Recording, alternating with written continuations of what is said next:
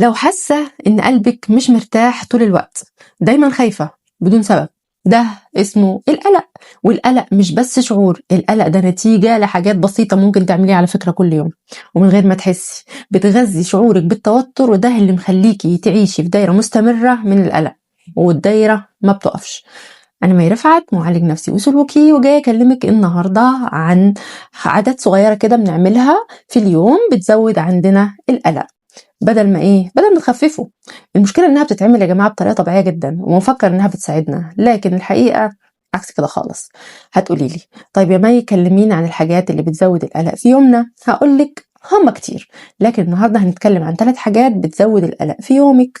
اول حاجة التفكير المستمر في كل الاحتمالات اللي ممكن تحصل، انك بتلاقي نفسك طول اليوم بتحاولي تحسبي كل شيء، ممكن تحصل وممكن ما تحصلش، من ابسط المواقف لاكبر الاحداث.